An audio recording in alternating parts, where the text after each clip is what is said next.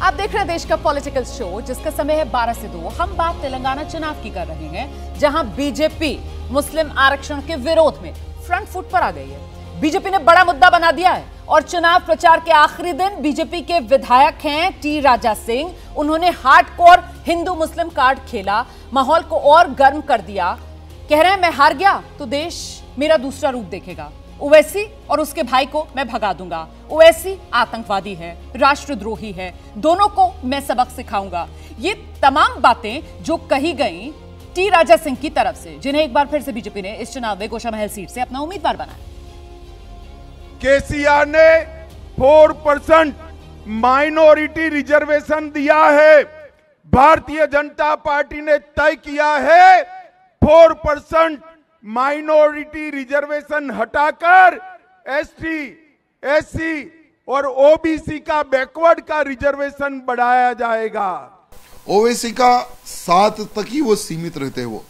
वो सिर्फ जैसे होते हैं ना, चूहा अपने बिल में होता है, तो वो सिर्फ ओल्ड सिटी में ही छुपे होते हैं और सिर्फ 7 सीटों पर ही उनका प्रभाव रहता है। राहुल गांधी हमारे बारे में कुछ बोले, मैं रास्ते में था तो कोई मेरे को बोले मोदी के 2 यार ओवैसी और केसीआर, राहुल गांधी। हम छिछोरे, हमारे मुंह को नहीं लगना था तो हमारे मुंह को नहीं लगना था। राहुल के 2 प्यार, एक इटली एक मोदी। इटली क्यों? उनकी अम्मा वहां से आई। मोदी क्यों? क्योंकि मोदी उनकी ताकत है। मोदी के लिए राहुल ताकत है, तो राहुल के 2 प्यार, एक इटली और एक मोदी। तो इसी मुद्दे को लेकर हम चर्चा करेंगे, लेकिन पहले तेलंगाना में मुस्लिम और ओवैसी फैक्टर है क्या, इसकी अहमियत समझिए आप। दरअसल मुस्लिम आबादी करीब 45 लाख है, मतलब फीसद के हिसाब से 13% बैठती है, और 45 ऐसी सीटें हैं जिस पर मुस्लिम वोटर्स माना जाता है कि खासा प्रभाव असर रखते हैं। 2018 की अगर बात की जाए तो 7 मुस्लिम बहुल सीटों पर AIAMIM, जो असदुद्दीन ओवैसी की पार्टी है, वो जीती थी। 2023 में 9 सीटों पर असदुद्दीन ओवैसी की पार्टी ने मैदान में अपने उम्मीदवारों को उतारा। AIMIM और BRS के बीच दोस्ताना मुकाबला चल रहा है।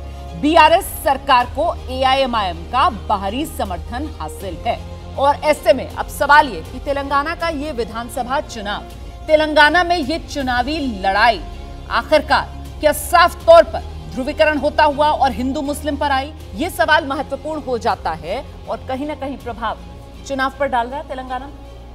देखिए क्या है कि टी राजा सिंह और ओवैसी दोनों एक दूसरे को सूट करते हैं।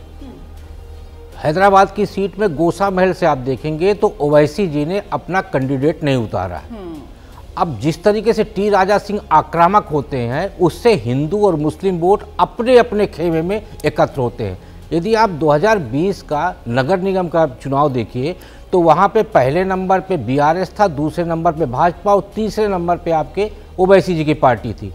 तो ये क्या है, ये सारा ध्रुवीकरण का प्रयास इसलिए किया जा रहा है कि जिससे यदि वोट बटेगा तो कहीं ना कहीं कांग्रेस के लिए वो हानिकारक साबित होगा। तो ये सारा का सारा जो मूवमेंट चल रहा है वो ये चल रहा है कि या तो BRS के साथ जाइए या ओवैसी के साथ जाइए, क्योंकि भारतीय जनता पार्टी का एक सूत्रीय एजेंडा है कि सत्ता से कांग्रेस को दूर रखना। विजय जी, बिल्कुल मुझे लगता है कि कांग्रेस को दूर रखना ही इस इलेक्शन की पूरी एक्सरसाइज है। BRS भी यही चाहती है कि BRS का मेन कंटेंडर या प्रतिद्वंदी जो है वो कांग्रेस है, और भारतीय जनता पार्टी भी चाहती है कि BRS भले ही आ जाए, ऐसा लगता है, मतलब मुझे नहीं पता, लेकिन उनकी जो स्ट्रेटेजी है उससे लगता है कि वो BRS को फिर भी एक्सेप्ट कर सकती है कांग्रेस की बजाय, क्योंकि उनको लगता है कि कांग्रेस यदि इस चुनाव में जीत गई तो उसका नेशनल पूरे एरिना में बड़ा असर पड़ेगा और इंडिया गठबंधन में भी पड़ेगा। और 2024 के चुनाव में कर्नाटक के बाद तेलंगाना जीतना कांग्रेस को एक बड़ी राजनीतिक ताकत देखा। तो ये सारी एक्सरसाइज उस पर हो रही है, और माइनॉरिटी वोट पर तो जिस तरह से हो ही रहा है कि मुस्लिम को लेकर कांग्रेस को नहीं मिले,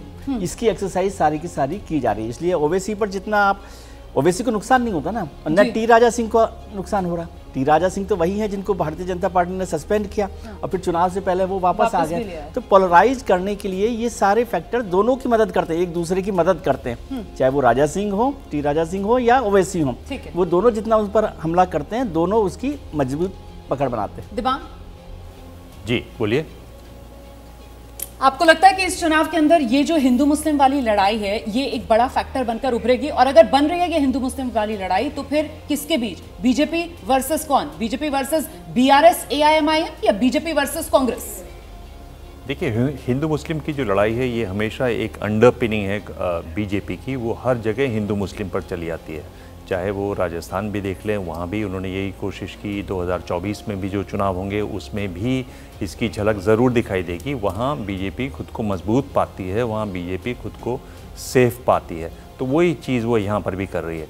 ये जो मुस्लिम वोट की बात हो रही है, आप देखिए जितना तीखा हमला इस समय बीजेपी के नेता प्रधानमंत्री और अमित शाह कर रहे हैं बीआरएस पर, वो बाकी लोग नहीं कर रहे हैं। और उसकी बड़ी वजह यह है कि जब केसीआर की बेटी से पूछताछ हुई शराब मामले में, जिसमें मनीष सिसोदिया जेल में हैं, ये कयास लगाए जा रहे थे कि उनकी गिरफ्तारी होगी, वो नहीं हुई। तो कहीं ना कहीं ये भाव है मुस्लिम समुदाय में कि इनकी आपस में कुछ समझौता हुआ, बातचीत हुई, और ये भाव उनको अलग कर रहा है केसीआर की पार्टी से, और इसका एहसास बीजेपी को भी है। और इसीलिए बीजेपी ये कोशिश कर रही है कि किसी तरीके से हमला करके वो दूरी को बनाया जाए।